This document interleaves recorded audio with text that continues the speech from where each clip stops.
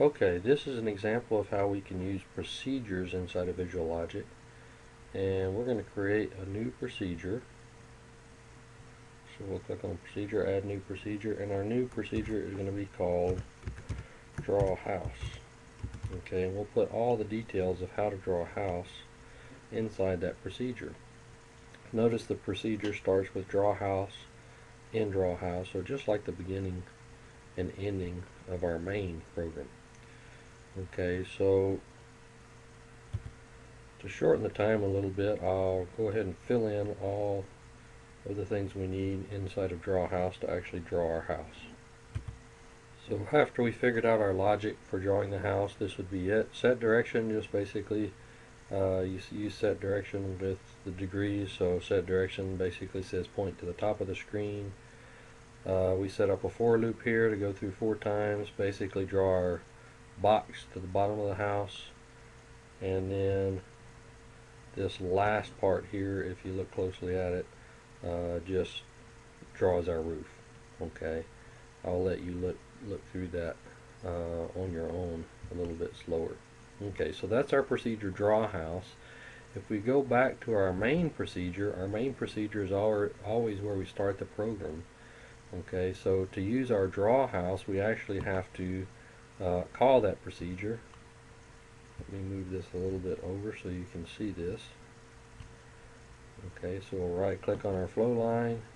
We'll go down to call procedure, and our draw house procedure is in there, so we'll click on that. And so what will happen here is we'll begin this one, our main procedure. It'll call draw house. Okay, so program control will be transferred here. We'll start up at the top of draw house, go through this whole procedure named draw house, get to the end, and program control will jump back to main and end. Now this example, if we run this real quick, it does draw our house for us, but to give you a better example, we may actually want to draw more than one house. So we could actually set up our loop here from negative 200 to 200. Those are just coordinates on the screen, and space them out by 100 so the houses are not too close together. We'll go through this loop, move to a certain spot on the screen, and then we'll call our draw house. So we're step by step drawing these houses, but you can kind of see the whole algorithm without the clutter of all the details of the draw house. So let's run this and see how that works. Okay, and so we've got our houses here. Okay, so it actually went through each time.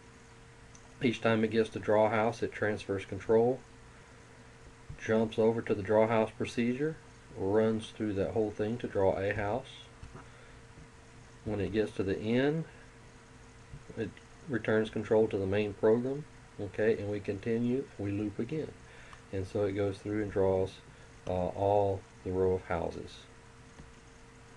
And so this is a better example of how you would use modularization or use procedures to simplify the look of your algorithm.